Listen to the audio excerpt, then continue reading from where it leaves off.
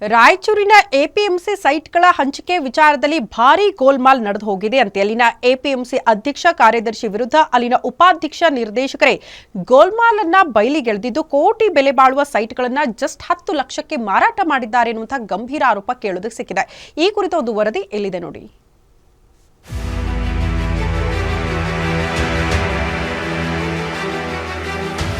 ಮೈಸೂರಿನ ಮೂಡಾ ಸೈಟ್ ಹಗರಣ ಇಡೀ ದೇಶಾದ್ಯಂತ ಭಾರೀ ಸದ್ದು ಮಾಡಿತ್ತು. ಇದೇ ರೀತಿಯ ಆರೋಪ ಈಗ ರಾಯಚೂರು ಜಿಲ್ಲೆ ದೇವದುರ್ಗದಲ್ಲಿ ಕೇಳಿಬಂದಿದೆ. ಹೌದು, ದೇವದುರ್ಗ ಪಟ್ಟಣದ ಕೃಷಿ ಉತ್ಪನ್ನ ಉಪಮಾರುಕಟ್ಟೆಯಲ್ಲಿ ನಿವೇಶನಗಳ ಹಂಚಿಕೆ ಪ್ರಕ್ರಿಯೆಯಲ್ಲಿ ಅವ್ಯವಹಾರ ನಡೆದಿದ್ದು, ಪ್ರಾಂಗಣದಲ್ಲಿರುವ ಎಲ್ಲಾ ನಿವೇಶನಗಳನ್ನ ಬಹುತೇಕ ಅನರ್ಹರಿಗೆ ಹಾಗೂ ಈಗಾಗಲೇ ನಿವೇಶನಗಳುಳ್ಳವರಿಗೆ ಕಡಿಮೆ ಮೊತ್ತಕ್ಕೆ ಹಂಚಿಕೆ ಮಾಡಲಾಗಿದೆ ಅನ್ನೋ ಆರೋಪ ಕೇಳಿಬಂದಿದೆ.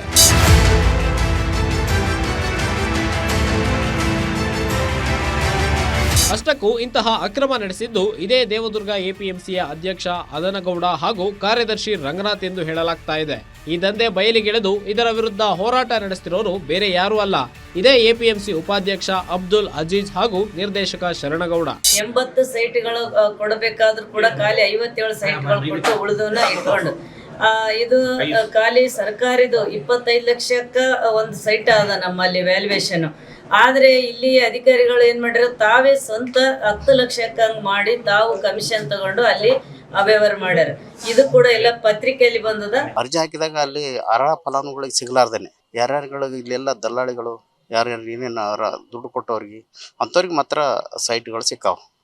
ಈ ಸಿಕ್ಕಾವಂದ್ರೆ ಏನು ಉದಾಹರಣೆಗೆ ಹೇಳ್ತೀನಿ ಅಂದ್ರೆ, ಈ ನಾಳೆ ಲಾಸ್ಟ್ ಡೇಟ್ ಅಂದಾಗ ಇವತ್ತು ದಿನಕ್ಕೆ ನನಗೊಂದು ಇದು ಸಿಗುತ್ತೆ, ಲೈಸೆನ್ಸ್ ಸಿಗುತ್ತಾ, ಆ ಲೈಸೆನ್ಸ್ ಹಾಕಿದಾಗ ಅಪ್ರೂವಲ್ ಆಗುತ್ತಾ. ದೇವದುರ್ಗದ ಎಪಿಎಂಸಿ ಮಾರುಕಟ್ಟೆಯಲ್ಲಿನ 57 ನಿವೇಶನಗಳು 30 ಅಡಿ ಉದ್ದ ಮತ್ತು 100 ಅಡಿ ಅಗಲ ಅಳತೆ ಹೊಂದಿದ್ದು, ಪ್ರತಿಯೊಂದು ನಿವೇಶನದ ಸರ್ಕಾರಿ ಮೌಲ್ಯ 27 ಲಕ್ಷ ರೂಪಾಯಿ ಇದೆ. ಆದ್ರೆ ಇವರು ಬರೀ 10 ಲಕ್ಷಕ್ಕೆ ಮಾರಾಟ ಮಾಡಿದ್ದಾರಂತೆ. ಈ ಬಗ್ಗೆ ಎಪಿಎಂಸಿ ಉಪಾಧ್ಯಕ್ಷ ಅಬ್ದುಲ್ ಅಜೀಜ್ ಮಾತನಾಡಿ, ಇನ್ಚಾರ್ಜ್ ಮಿನಿಸ್ಟರ್ಗೆ ದೂರು ನೀಡಲಾಗಿದೆ, ನಿಯಮ ಬಾಹಿರ ಆಗಿರೋದು ಕ್ಯಾನ್ಸಲ್ ಆಗಬೇಕು ಅಂತ ಒತ್ತಾಯಿಸಿದ್ರು. ಜನ ಮಾತಾಡ್ತಿರ್ತಾರೆ, ಏನ್ರಿ ಎಲ್ಲ ಎಪಿಎಂಸಿ ಡೈರೆಕ್ಟರ್ಸ್ಗೆ ಲಕ್ಷ್ಮಿ ವಶ ಆಗಿಬಿಟ್ಟಾಳ ಅಂತ ಹೇಳಿ.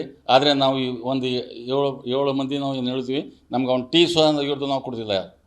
ಇವರು ಸೆಕ್ರೆಟರಿ ಅಧ್ಯಕ್ಷ ಮಜಾ ಮಾಡ್ಕೊಂತ ಇದ್ದಾರೆ ಎಲ್ಲ. ಅದೇನೇ ಇರಲಿ, ಈಗಲಾದರೂ ಸಂಬಂಧಪಟ್ಟ ಅಧಿಕಾರಿಗಳು ಎಚ್ಚೆತ್ತುಕೊಂಡು ಈ ಅಕ್ರಮದ ವಿರುದ್ಧ ತನಿಖೆ ನಡೆಸಿ ಕ್ರಮ ಕೈಗೊಳ್ಳಬೇಕಿದೆ. Anil Kumar, guarantee news, Raichur.